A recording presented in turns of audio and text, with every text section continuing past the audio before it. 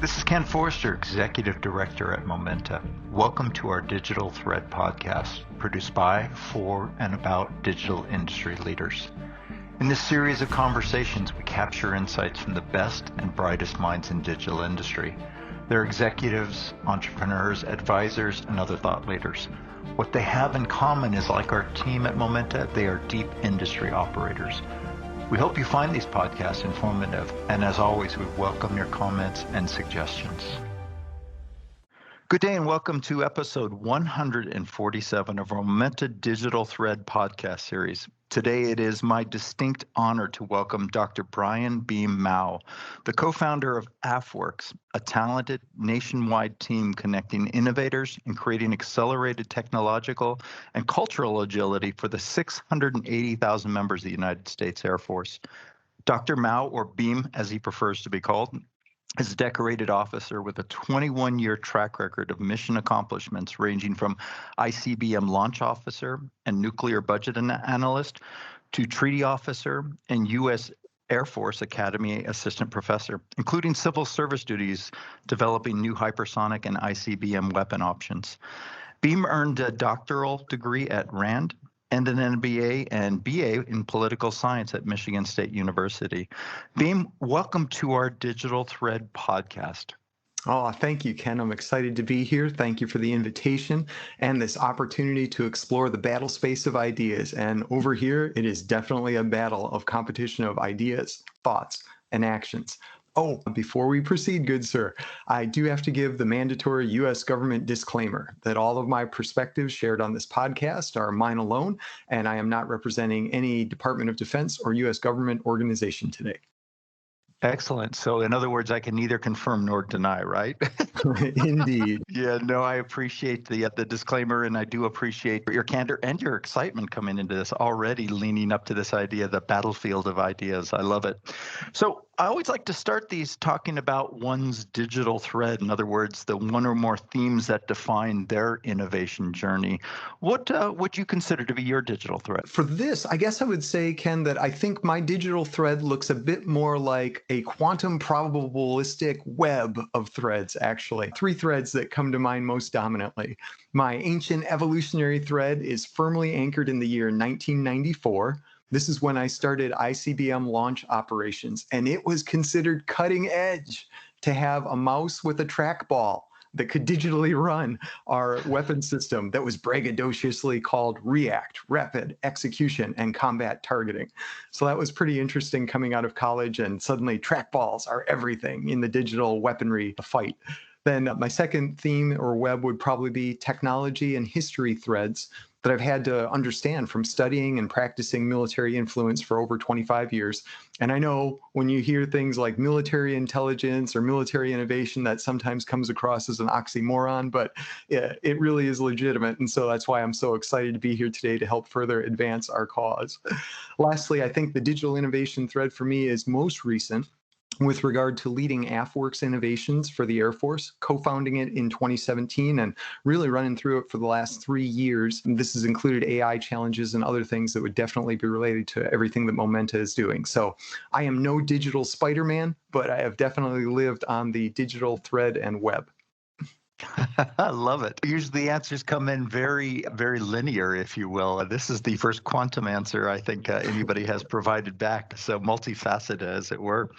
So speaking of the military, first of all, I should probably give a quick shout out to Lieutenant Colonel J.J. Snow, your CTO at AFWERX, for recommending you for this discussion. We featured her, I just want to say it was late last year in episode 111, and we're so intrigued with the program and her stories that we jumped at the chance to bring you in when she mentioned it. Really, the theme I'd like to explore is certainly deep diving on AFWERX, but also how can we apply some of these learnings to corporate innovation, which honestly many times also seems like an oxymoron. So perhaps we'll start with a level. What is the origin story for AFWERX? Oh, great.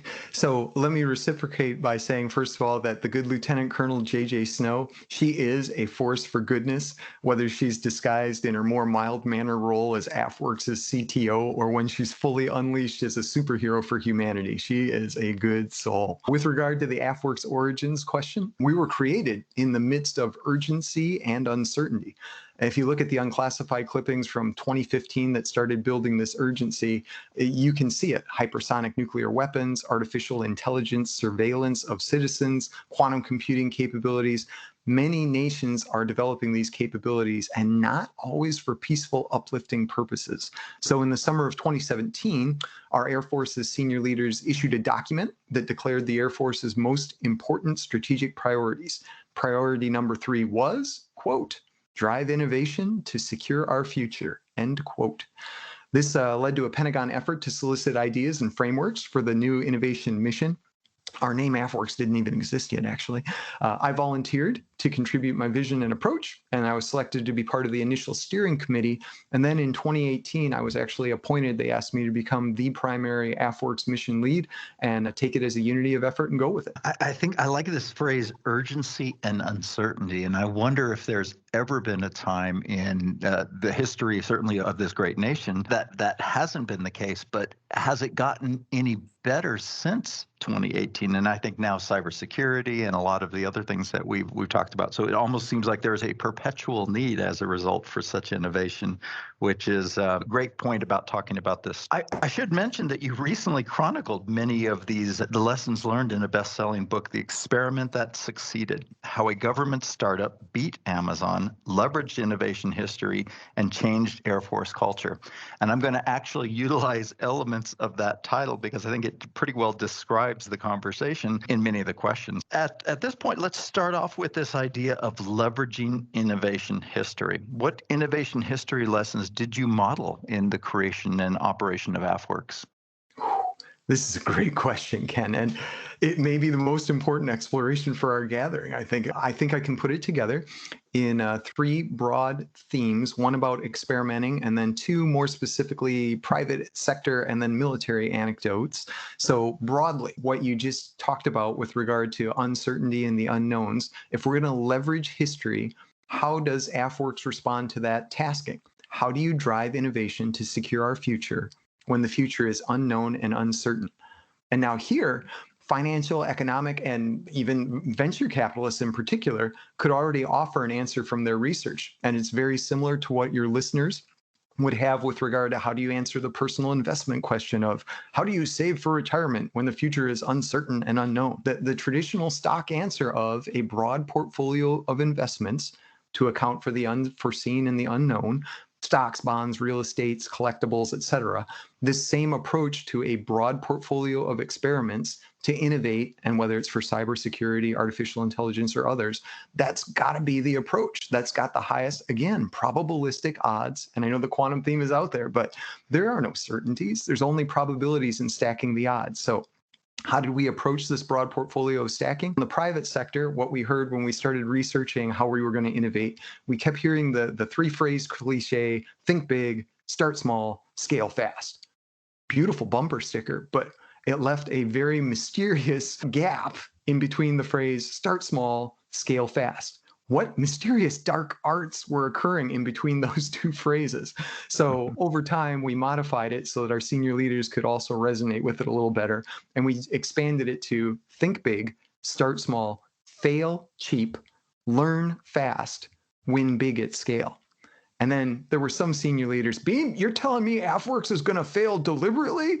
And be like, no, General, we're going to fail, but necessarily. And it's not a raw numbers game. Don't look at the number of wins versus losses, because as the venture capitalist can tell you, those fewer small number of big wins far outweigh that large number of losses, or it didn't quite work out, or failures, depending on how you want to label it. So thinking in terms of net benefit versus raw number wins and losses was also a big lesson that we learned from. And then lastly, with the specific military innovations, this is the military, right? We have tales from the Iliad of the Trojan horse from ancient Greece. You've got the Romans and George Washington. They all show, hey, it's not necessarily about the technology, but strategy is pretty key. You don't have to be better if you've got a better strategy. Or you could be on the other side where you see Desert Shield, Desert Storm, and people are discussing how it was all about precision, stealth. And so technology is what makes the difference no matter how good your strategy is. Same thing for NATO and Cold War, post-World War II.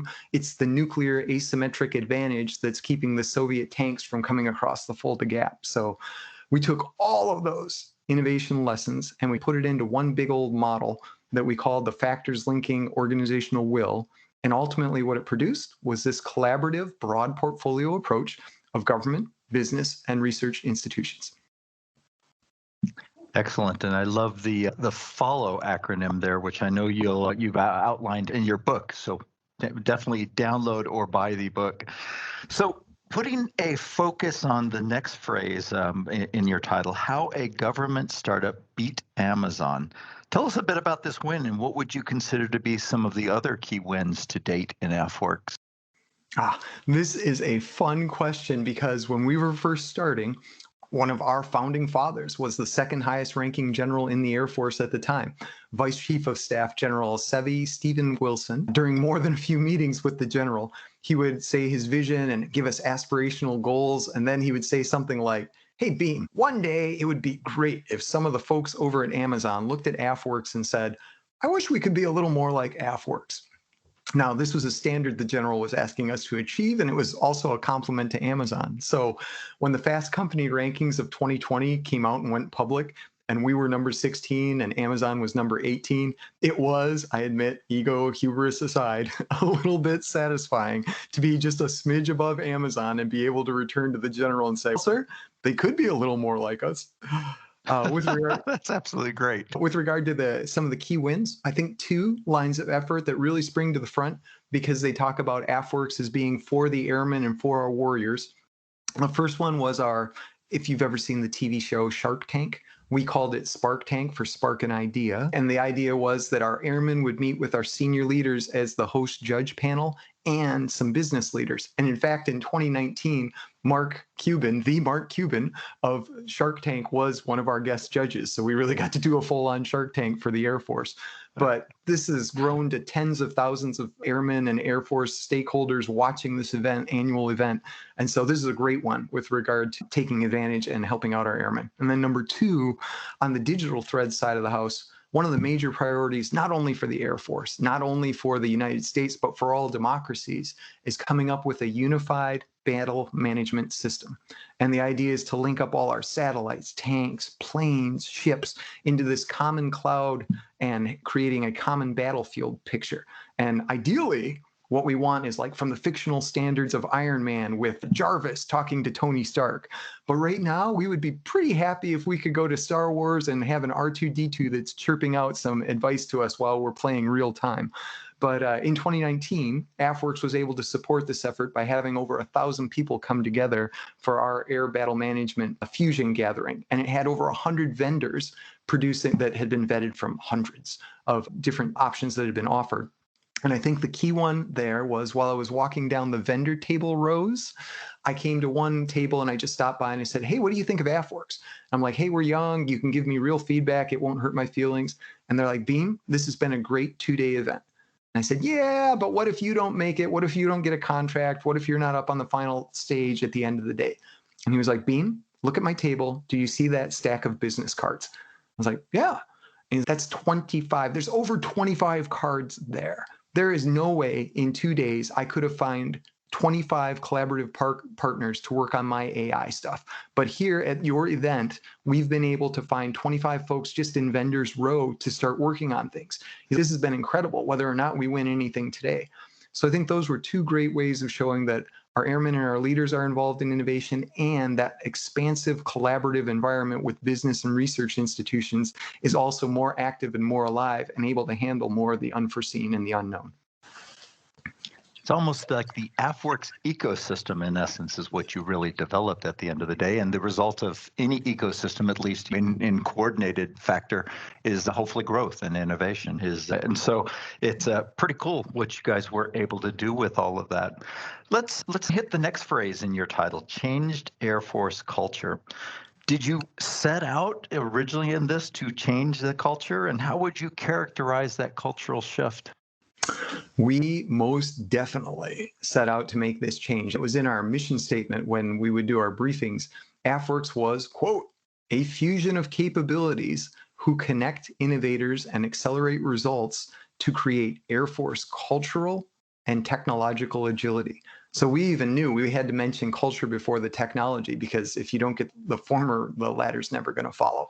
So the cultural shift of agility, with that, we were talking about speed with options.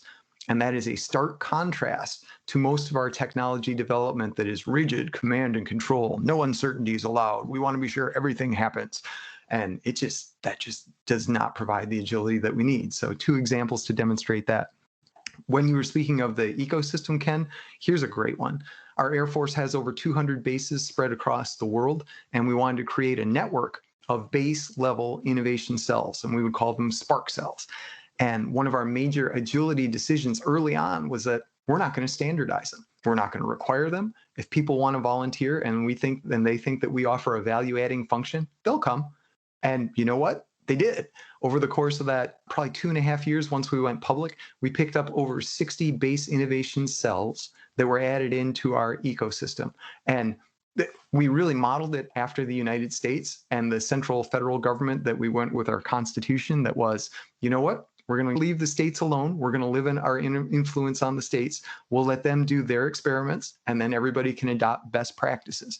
So we tried to keep a very light central touch from our central governments or the headquarters Pentagon side of the house. So there was centralized intent, but decentralized empowerment so that people could go out and tackle it. And our base innovation offices definitely did that. And then another great program policy experiment that we tried with was with our small business funds, where previously the Air Force might put out an announcement that says, small businesses, we are seeking a widget with the following 40 to 60 characteristics. And then it would bludgeon small businesses with this requirements document. We shouldn't be surprised that we were only getting back 10 or 12. And at their peak, I believe 66 was the largest number of receipts that they ever received for a solicitation. We turned around and went with the agility approach of speed with options. And instead of saying we need a widget with 40 to 60 items, we turned around and said, hey, people who are looking at this solicitation, do you have anything that would be useful to the Air Force with, artificial intelligence or air battle management system?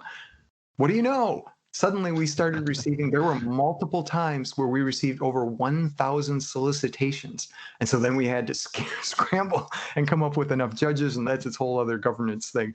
But yeah, definitely changing the approach of culture to have that agility mindset. And Vice Chief Wilson, he was very big on agility. So I felt like we helped bring that together rather well for him. Yes, absolutely. And it's interesting. I wonder if the emergence of the spark cells had something to do with Vice Chairman Wilson. Interesting model. And I like the way that you federated it, the states, the federal model. That makes a lot of sense. So, look, you clearly did well. As you mentioned a few minutes ago, in 2020, Fast Company ranked AFWERX as the 16th out of 865 global organizations for the best workplace for innovators. I guess in saying that, it does seem a bit ironic to refer to something with such impactful change as an experiment, as you referred to it earlier. So does this imply that innovation programs by their very nature are temporal, or are there models to continuously scale innovation? So in bringing together our 60,000 members over those 3 years into that ecosystem that you were discussing, I got to say, Ken, again, leveraging innovation history, we stand upon the shoulders of giants, particularly from the Enlightenment, who said, we're going to experiment. We're going to test hypotheses. We're going to advance knowledge, and then we'll grow from that. So there's a timeless element of experimentation, but there's also the experiments of the day that are temporal. So you have this nice yin-yang balance going on between these two concepts. Similarly, within the experiment that succeeded, we lay out that flow model, factors linking organizational will, that helps you bring it all together from a culture and structure standpoint, as well as processes, and then unifying that with the broader mission and strategy with regard to the environment that you're operating in.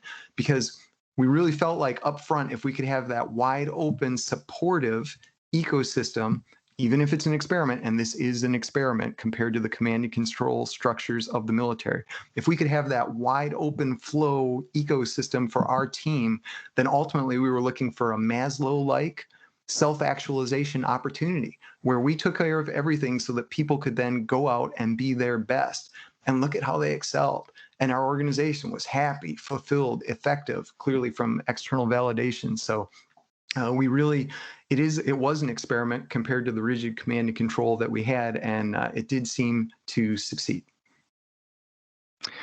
Let's take some of the lessons and apply them now to this idea of, I'll say, corporate innovation. So the Venn of startups and large institutions. Of course, in your case, that was a large government as a case.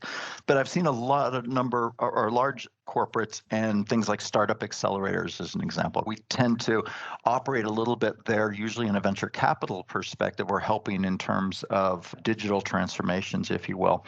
But I've seen that to be a pretty tenuous space. And so I'm curious, I don't see many of those corporates pushing innovation have been successful in the sense that it's sustainable innovation. What did you guys do differently that one made you successful and helped you sustain that to a point?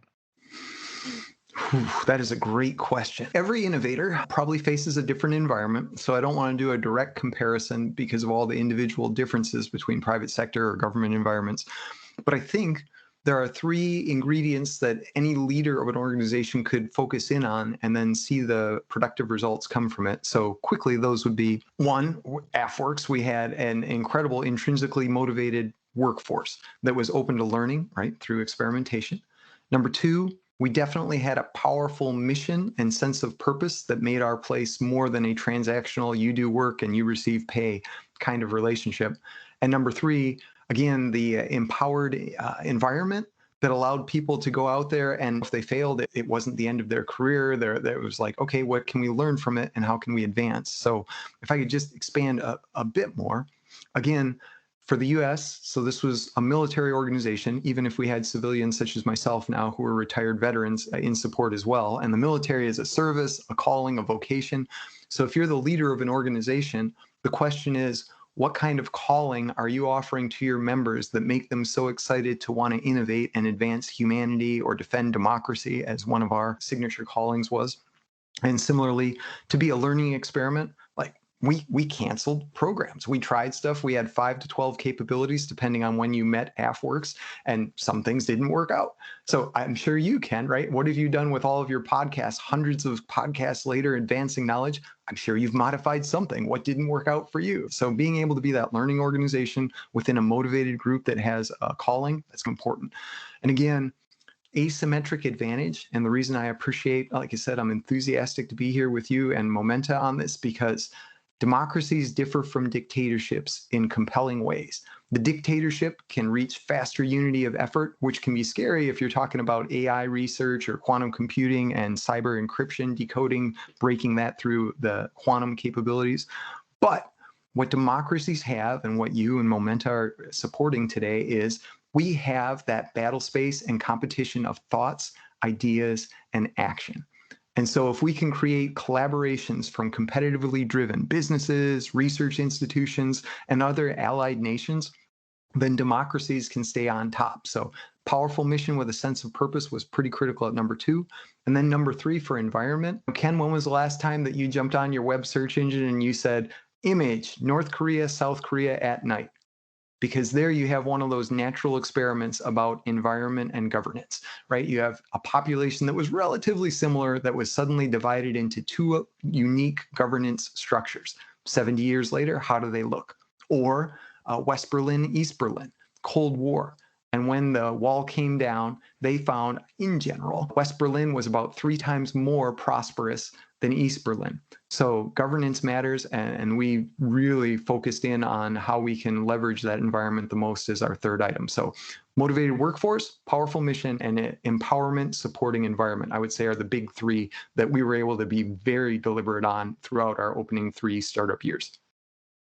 I love how you simplify that and realize at the same time how still difficult many times I've seen corporate innovation to be in all of that. So I Your book is probably really timely in that regard, and being able to apply those same principles into large multinational corporations trying to think how to change their own culture is very timely in that regard. Maybe a little bit of a cheater question here. We're avid investors in digital industries. I'm going to put you on the spot for a second and ask if you have any favorite startups that maybe we should be looking at. I suffer from the flaw of being much more historically oriented versus future focused and moving forward. So I think I would have to draw out and zoom out of orbit a little bit and take the bigger strategic view of what are the principles I would look at going forward, because again, it would depend on my environment. When you think about favorite startups, I think about Singapore, right? The founding father of Singapore, and I'm going to say his name wrong, I'm sure, Lee Kuan Yew, who used to talk about it wasn't fire, it wasn't the wheel, not steam, not electricity, but for him and Singapore, the technology of air conditioning, which I realize isn't digital, but air conditioning was that most important invention for them and made them one of the richest countries per capita because it made development possible in the tropics. And so the question or the reference I might have is, what are those technologies that make that, again, expanding development, which is what AFWERX did, ecosystem of expanding development. And you think about what's happened within COVID and which are the virtual meeting areas and virtual collaboration tools, because clearly it's not just the tropics now. You can work from home. So there's something really important about being able to expand and reach out to more talent, because the more talent that you can reach out to that isn't geographically isolated from you and therefore they're eligible to work with you, how incredible could that be for your corporation? And then if I can just give some old school shout outs, because they're both gone now, but WordPerfect, when I first encountered that in college, I thought that stuff was magical. But the bigger principle was, again, how can you share data and information? And similarly, when Netscape Navigator appeared and suddenly the internet had useful exchanges to it in the 90s, again, mind-blowing stuff. And I think the big thing, the lesson we could take from that is both of these suffered creative destruction from Microsoft. And there's a powerful lesson about not getting lazy or thinking you've got it because you were first to the hunt. So how do you defend your advantage? And then lastly, I think there's a big vision lesson to be learned with regard to big data. I would put honorable mentions out to any company that is advancing digital supply chain, the way that Walmart first took advantage of those barcodes on packages for inventory management, how it made supply and demand so optimal for consumers that they chose Walmart over other retailers, and the amount of destruction that occurred for other retailers because Walmart was better able to do its supply chain. What is Amazon doing and all the other as well? So I would say I'm more historical with the big principles that have changed society, and digital really I'm a big fan because it is a rising tide that lifts all boats. Clearly, and especially when you consider the application of AI or machine learning to that as well, we're seeing it completely transform whole industries and even rethink how those industries operate, especially with intelligence at the edge, which I know we could do a whole other podcast on in this. By the way, having spent a lot of time in Atlanta, I can relate to the comment about air conditioning too. So I bet you especially can. around July and August. Hot Atlanta, yes. Go, baby. So, knowing that you've accomplished your initial mission with AFWERX, what's next for the program? And so, when AFWERX, just as we were hitting final stride during our startup years with that ranking and everything during the summer of 2020, we had some senior leaders who said, this is pretty incredible. We've been trying some other innovation stuff over here. If you guys are okay with it, we're going to combine it all. And AFWERX 1.0 is going to be 4 or 5 organizations, but we'd like to use the AFWERX name because the brand you've built, the image, the quality that's associated with it. So there's now a new AFWERX 2.0. And I was promoted over to the Air Force's Strategic Studies group.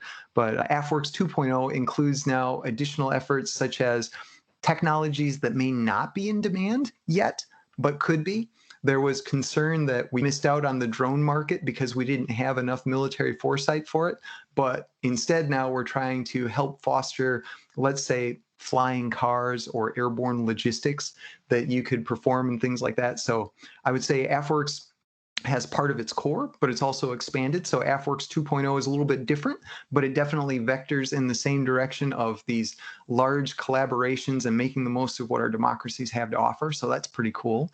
For myself, my year with strategic studies is coming to a conclusion at the end of July, and I'm actually looking for what's the next right position. And it's not necessarily in government. We, again, still don't have anything like an innovation czar, and I'm not sure that we would necessarily want one versus having our decentralized, empowered groups that are out there working. At the moment, Ken, I've started reaching out to different areas in the private sector, and I'm looking to see if there are consulting opportunities with regard to strategy, innovation, or culture, because I think I have some value to add there. Excellent. And again, I think your availability is quite timely especially for those organizations that are facing some form of digital, if you will, transformation, which is pretty much all of them, if you will. As far as the innovation czar goes, my general philosophy is anybody who has innovation, their title has about a 3-year shelf life, 18 months to 3 years. So, and clearly the government, depending on which administration you're in, so it's about a 4-year cycle there. So, very, very well said. Yes. Yeah, I've had it before in a corporation. Somebody said, "Yeah, you got the shirt now. There's a big target on them." I always ask is, where do you find your personal inspiration? I suppose as a young military cadet early on, reading from Sun Tzu, the one that really stuck with me there's a phrase there about you should try and be formless, because if you never come to a rigid structure, then the enemies cannot conspire against you. They can't find the chink in your armor because it's not obvious. So just like we defined AFWERX as a fusion of capabilities versus a digital technology group, because there were times when we were working on helmets and we kept ourselves open. So I've tried to always keep an open mind of being fluid and staying agile. And then I always keep handy, I actually do, from former President Calvin Coolidge, who gave his speech on persistence. And Coolidge is fun because he went by the nickname Silent Cal. And people would challenge him to see how much they could get him to talk to. And I remember the story about the person who was seated next to President Coolidge at a dinner party. And he said, "I made a bet with my friend today that I could get more than 2 words out of you." And again, President Coolidge just turns to him and looks at him and says, "You lose." So I think a lot about President Coolidge. So if I can just quickly rattle off his 110 words or so. Coolidge said, "Nothing in the world can take the place of persistence. Talent will not.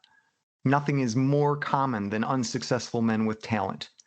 Genius will not. Unrewarded genius is almost a proverb. Education will not. The world is full of educated derelicts. Persistence and determination alone are omnipotent. The slogan 'Press on' has solved and always will solve the problems of the human race." So I also encountered that in college, and then it was during boot camp that I encountered Rudyard Kipling's If. And if you put those 3 together, Sun Tzu, Rudyard, and the president, you'll probably have a good idea of what's in my mind every day. Well said. King of tenacity. Absolutely love it. So, Beam, thank you for spending this time with us today. Oh, Ken, thank you on 2 levels. Number one, the chance to share a little bit about AFWERX Innovation, our amazing people, and the successful innovative culture we had. But again, number 2, what you and Momenta are doing to advance the diversity and competition of ideas in action. You're an excellent example of the asymmetric advantage that democracies in the free world need to draw upon so that we can keep being our best selves, enjoying our liberties, and ultimately pursuing a fulfilling life. So thank you for what you do. Oh, and thank you for the recognition. I don't think anybody's quite said thank you that way before, and it made me sit up even straighter. Very good. So this has been Dr. Brian Beam Maue, the co-founder of AFWERX and practitioner of innovation at scale. By the way, his book, The Experiment That Succeeded, that offers the framework and insights into how that innovation scaled, is available at Amazon. So thank you for listening, and please join us next week for our next Momenta Digital Thread podcast. Thank you, and have a great day. You've been listening to the Momenta Digital Thread podcast series. We hope you've enjoyed the discussion, and as always, we welcome your comments and suggestions. Please check our website at momenta.one for archived versions of podcasts, as well as resources to help with your digital industry journey. Thank you for listening.